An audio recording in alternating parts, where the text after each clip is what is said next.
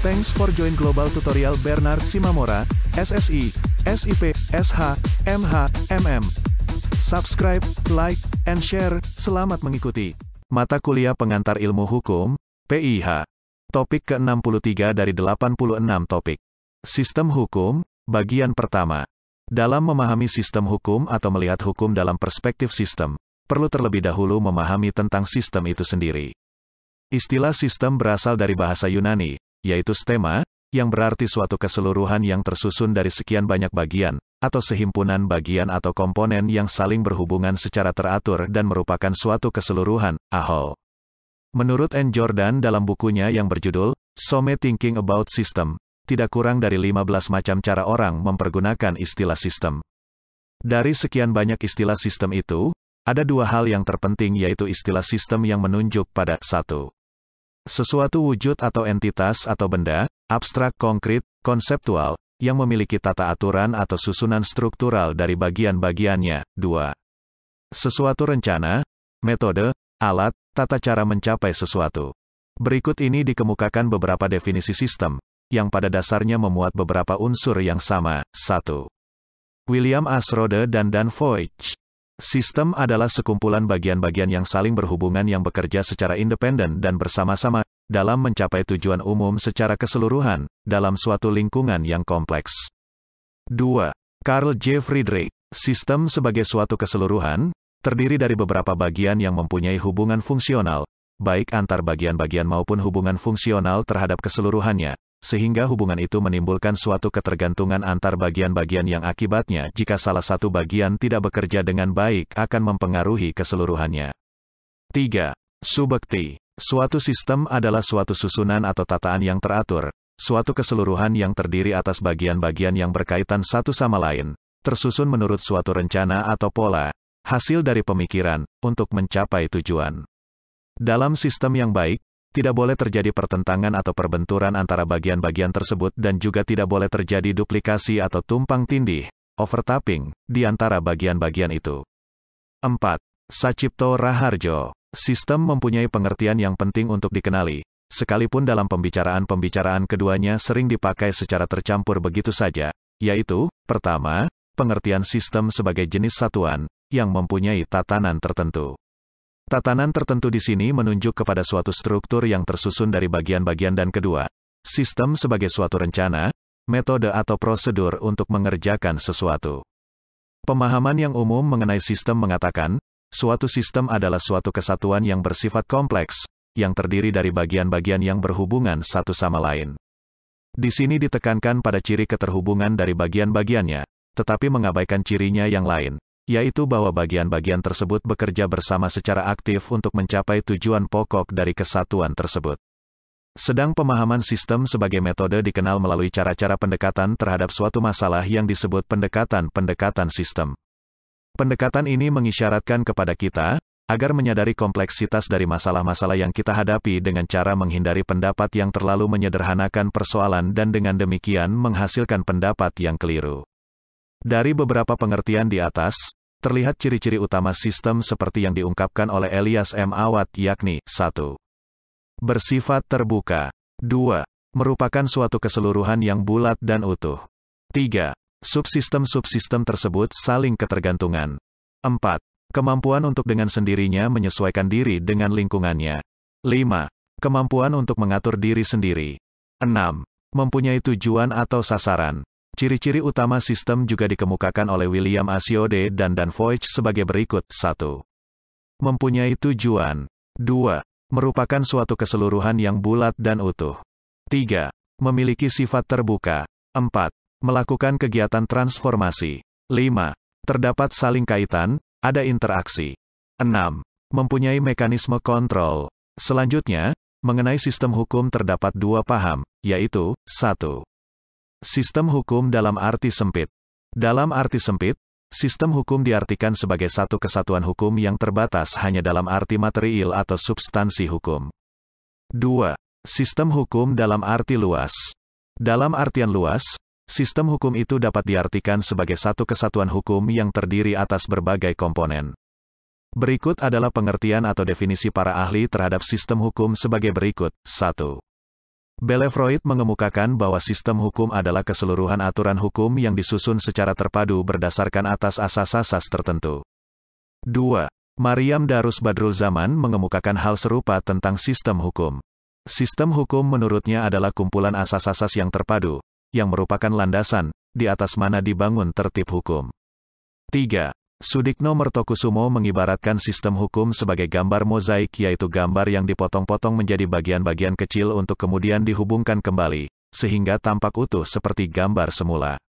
Masing-masing bagian tidak berdiri sendiri lepas hubungannya dengan lain, tetapi kait-mengait dengan bagian-bagian lainnya. Tiap bagian tidak mempunyai arti di luar kesatuan itu. Di dalam kesatuan itu tidak dikehendaki adanya konflik atau kontradiksi. Kalau sampai terjadi konflik, maka akan segera diselesaikan oleh dan di dalam sistem itu sendiri. Asas utama yang mengaitkan semua unsur atau komponen hukum adalah asas ideal dan asas konstitusional. Di samping itu sejumlah asas-asas hukum yang lain yang berlaku universal maupun berlaku lokal, atau berlaku di dalam dan bagi disiplin hukum tertentu. Pentingnya asas dalam sistem hukum, sebagaimana dikemukakan oleh Sacipto Raharjo, bahwa asas hukum merupakan landasan yang paling luas bagi lahirnya peraturan hukum atau alasan bagi lahirnya peraturan hukum. Asas hukum merupakan ration legis peraturan hukum. Selain itu, Sacipto Raharjo mengemukakan bahwa asas hukum mengandung nilai-nilai dan tuntutan etis, yang merupakan jembatan antara peraturan hukum dengan cita-cita sosial dan pandangan etis masyarakat. Lawrence M. Friedman menyebutkan bahwa sistem hukum itu meliputi komponen-komponen sebagai berikut. 1. Komponen struktur hukum. 2. Komponen substansial hukum. 3. Komponen budaya hukum masyarakat. Ketiga komponen sistem hukum saling terkait satu sama lainnya. Dengan mengibaratkan struktur hukum seperti mesin. Substansi apa yang dihasilkan atau dikerjakan oleh mesin itu. Dan budaya hukum masyarakat adalah apa saja atau siapa saja yang memutuskan untuk menghidupkan atau mematikan mesin itu serta memutuskan bagaimana mesin itu digunakan. Pembagian yang lebih rinci mengenai komponen-komponen hukum dari sistem hukum dikemukakan pula oleh Badan Pembinaan Hukum Nasional, yakni 1. Komponen materi atau substansi hukum. A. Hukum tertulis atau peraturan perundang-undangan. B. Jurisprudensi tetap. C. Hukum kebiasaan. D. Perjanjian-perjanjian internasional. 2. Komponen lembaga, organisasi, mekanisme, dan aparatur hukum. A. Polisi. B. Jaksa. C. Pengacara. D. Hakim. E. Konsultan hukum. F. Aparatur penyuluh hukum. G. Organisasi hukum. H. Lembaga hukum. I. Mekanisme hukum. 3. Komponen sarana dan prasarana hukum. A. Seluruh perangkat keras atau hardware. B. Seluruh perangkat lunak atau software. C. Seluruh perangkat otak atau brainware. 4. Komponen kultur dan budaya hukum masyarakat. Selanjutnya, kaitannya dengan budaya hukum merupakan elemen dalam suatu sistem hukum. Lili Rasjidi mengatakan elemen budaya hukum merupakan elemen yang menentukan dalam suatu sistem hukum. Istilah budaya hukum dalam bagian ini digunakan untuk menunjuk tradisi hukum yang digunakan untuk adanya keteraturan dalam kehidupan suatu masyarakat hukum. Dalam perspektif lain, meski pada hakikat sama, maka komponen-komponen sistem hukum tersebut dapat meliputi hal-hal berikut. 1. Masyarakat hukum. Masyarakat hukum merupakan himpunan kesatuan-kesatuan hukum, bagi individu maupun kelompok yang strukturnya ditentukan oleh tipenya masing-masing, sederhana, negara atau masyarakat internasional. Masyarakat hukum di sini masyarakat hukum tempat hukum itu berlaku. 2. Budaya hukum masyarakat. Budaya hukum masyarakat merupakan pemikiran manusia dalam usahanya mengatur kehidupannya, yang dikenal budaya hukum masyarakat tertulis, tidak tertulis dan kombinatif. 3. Filsafat hukum. Filsafat hukum merupakan formulasi nilai tentang cara mengatur kehidupan manusia, dapat bersifat umum, universal, dapat bersifat khusus, milik masyarakat hukum tertentu. 4. Ilmu atau pendidikan hukum. Ilmu atau pendidikan hukum merupakan media komunikasi antara teori dan praktek hukum, juga merupakan media pengembangan teori-teori, desain-desain dan formula-formula hukum praktis, konsep hukum. 5.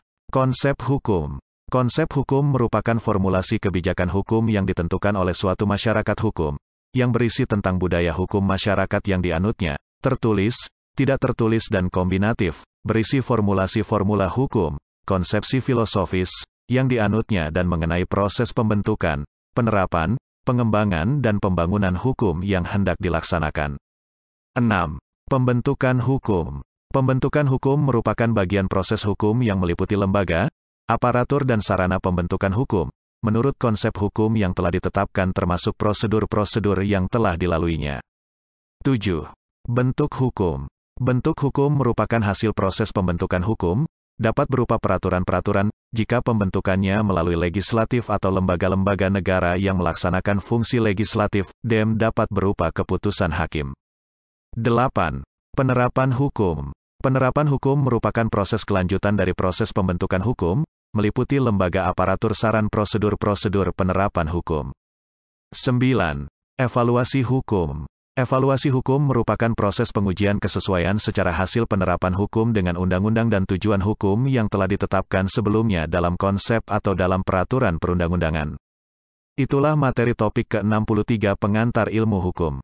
Channel ini akan sangat membantu para mahasiswa di perguruan tinggi manapun di Indonesia, dan sebagai wawasan bagi masyarakat umum. Jangan khawatir jika tidak langsung paham. Untuk pemahaman yang lebih baik, putar dan dengarkan video tutorial berulang-ulang. Subscribe dan like, agar Anda mendapatkan update tutorial lainnya. Bagikan juga link video ini, agar teman lain juga mendapatkan manfaat channel ini. Sampai jumpa.